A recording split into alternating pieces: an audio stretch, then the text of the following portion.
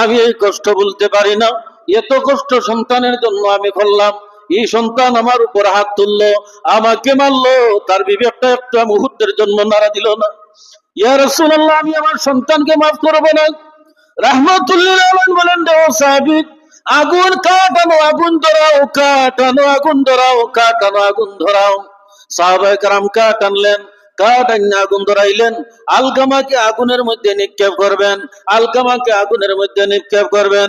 আলকামার মা বললেন, ইয়া রাসূলুল্লাহ, নবী গো, আমি হলাম আলকামার মা, নবী গো, 10 মাস 10 দিন আমার পেটের ভিতরের মধ্যে রাখছি। ইয়া রাসূলুল্লাহ, সন্তান যত বড় অপরাধ করুক, সন্তান যত বড় অন্যায় করুক নবীজি, ইয়া রাসূলুল্লাহ, আমি তার মা লাগি গো, আমি তার মা লাগি।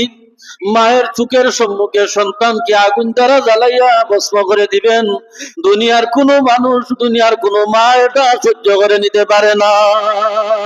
ইয়া রাসূলুল্লাহ, ইয়া হাবিবাল্লাহ, আলকামা আমাকে কষ্ট দেও, হাজার কষ্ট দেও, আলকামাকে, আমার সন্তানকে আমার সম্মুখে, আমার দৃষ্টির সম্মুখে আপনি জ্বালাইবেন নবী গো, আমি তার মা হয়ে আমি সহ্য করতে পারি না, আমি তার মা হয়ে সহ্য করতে পারি না। ইয়া রাসূলুল্লাহ, ইয়া হাবিবাল্লাহ, নবী গো, আমি আপনাকে সাক্ষী রেখে এই মুহূর্তে আমি তাকে মাফ করে দিলাম। রাহমাতুল্লিল আলামিন বলেন, দেখো তো আলকামার অবস্থা। যেই মাত্র আলকামার মা আলকামাকে ক্ষমা করে দিলেন, আলকামার জবান থেকে উচ্চারিত হলো, লা ইলাহা ইল্লাল্লাহু মুহাম্মাদুর রাসূলুল্লাহ সাল্লাল্লাহু আলাইহি ওয়াসাল্লাম। দুরূদ শরীফ পড়ুন, আল্লাহুম্মা।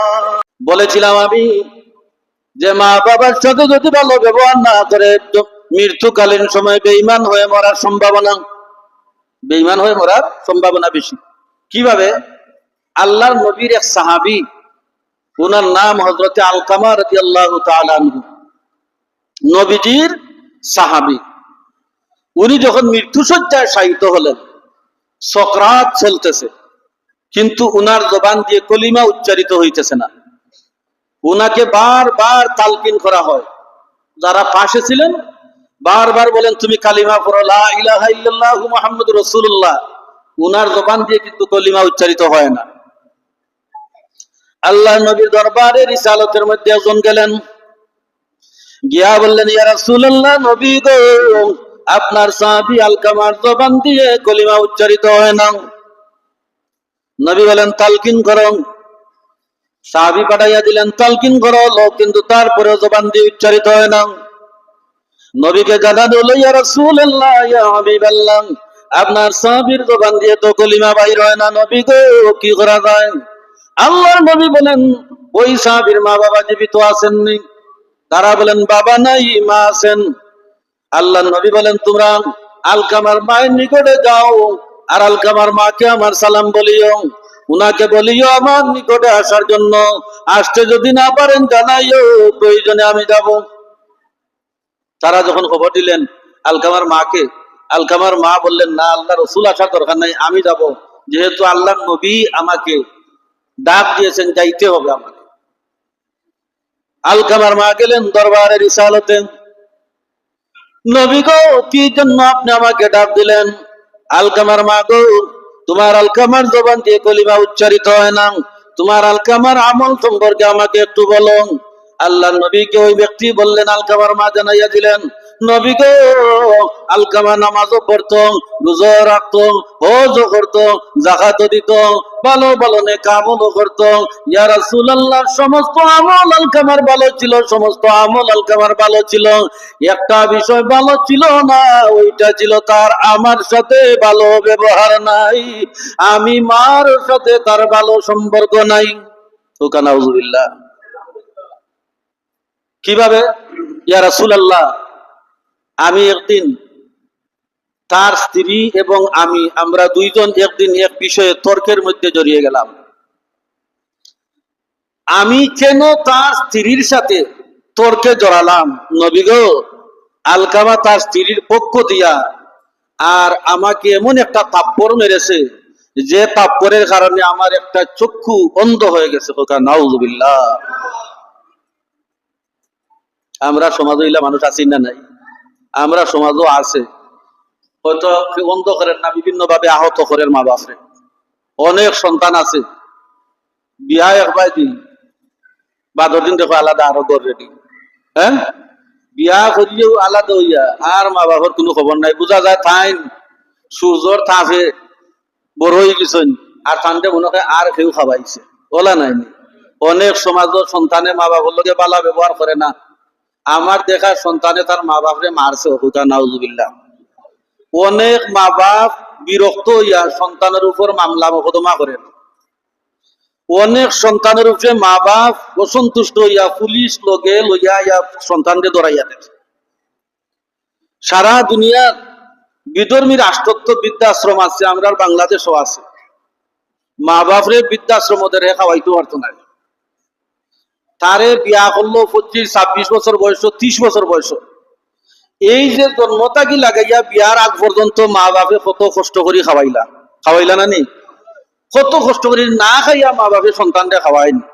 মা বাপে না ফিন্দিয়া সন্তানরে ফিন্দাই। সন্তানের যখন অসুখ হয় কোনো মা বাপর মনে শান্তি থাকে না, মা বাপর দানের মাঝে অশান্তি হয়। বর্তমান যুগ তো তথ্য প্রযুক্তির যুগ, মোবাইলে সেকেন্ডের মধ্যে খবর লওয়া যায় এক জায়গা থেকে আরেক জায়গায়। কিন্তু এক সময়ে তো মোবাইল আসিল না। বিদেশ সন্তান থাকলে এই সন্তান যদি বিদেশ বেমারও থাকে লগালগ খবর মিলত না। এক সপ্তাহ পরে দেখো চিঠি আইছে, মা বাপর মনে অশান্তি, রাত্রে ঘুম নাই, বালিশও মাথা রাখার সাথে সাথে জানো অশান্তি করে। রাত্রের বেলায় খালি হাঁটাহাঁটি, দিনের বেলায় হাঁটাহাঁটি, ঘুম নাই, জানো এক অশান্তি। আর মনে হয় আমার সন্তান বিদেশের জমিনে কোন সমস্যার সম্মুখীন আছে। মা সন্তান যখন বিদেশের জমিনে দুনিয়ার কোন প্রান্তের মধ্যে কোনো সমস্যা থাকে, দুনিয়ার সব কিছুই জানার আগে মা বাবা জানে আগে।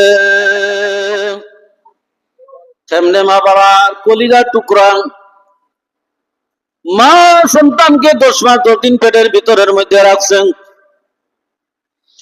সন্তান প্রসবকালীন সময়ে মার এমন অবস্থা হয়, প্রত্যেকটা মা এই বিষয়টা সম্পর্কে সম্পূর্ণ নিশ্চিত হয়ে যায়, যে কষ্ট অনুভব করে মনে হয় আমি আর বাঁচব না। 10 মাস 10 দিনের কষ্ট, প্রসবকালীন কষ্ট। মা যখন সন্তান প্রসব করে, প্রসব করার পরে 10 মাস 10 দিনের কষ্ট, প্রসবকালীন কষ্ট, সন্তানের চেহারার দিকে চাওয়ার সাথে সাথে মুহূর্তের মধ্যে ভুলিয়া যায়, সুন্দর করে একটা মুস্কি হাসি দিয়া দেয়। বলুন সুবহানাল্লাহ।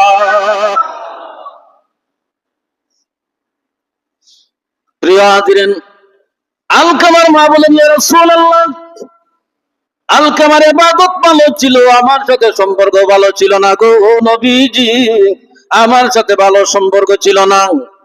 আল্লাহ নবী বলেন, আলকামাকে নিয়ে আসো। আলকামাকে আনা হলো। নবী বলেন, গো আলকামার মা, তোমার সন্তানকে তুমি মাফ করে দাও। আলকামার মা বলেন, না মাফ করবো না। আবার বললেন, মাফ করে দাও। আবারও বললেন, মাফ করবো না। আবার বললেন, মাফ করে দাও। আবারও বললেন, মাফ করবো না। নবী গো, কেমনে মাফ করি গো?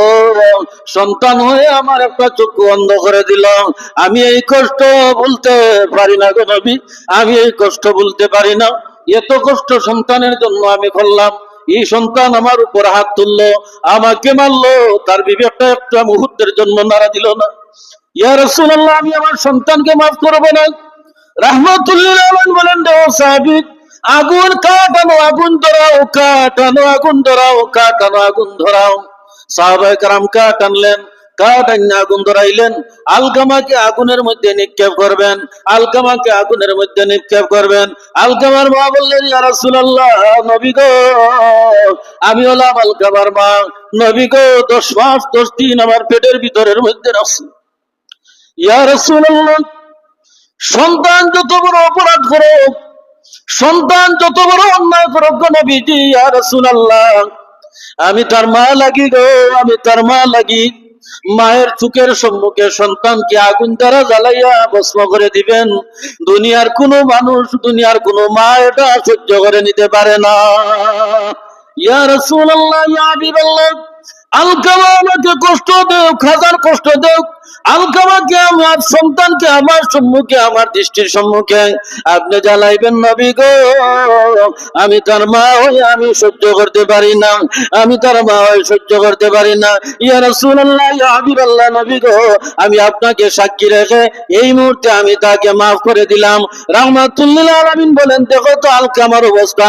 যেই মাত্র আলকামার মা আলকামাকে ক্ষমা করে দিলেন, আলকামার জবান থেকে উচ্চারিত হলো লা ইলাহা ইল্লাল্লাহু মুহাম্মাদুর রাসূলুল্লাহ সাল্লাল্লাহু আলাইহি ওয়াসাল্লাম। দুরূদ শরীফ পড়ুন। আল্লাহুম্মা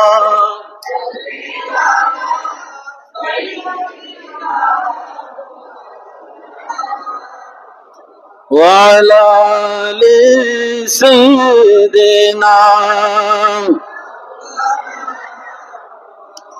প্রিয় হাজিরিন, আপনারা তো শুনলেন, আলকামার মা যদি মাফ না করতেন তাহলে আলকামা বেঈমান হইয়া মারা যাইত। যুবক বাইরে যারা আছো, তোমরা মা বাবার সাথে খারাপ ব্যবহার করিও না।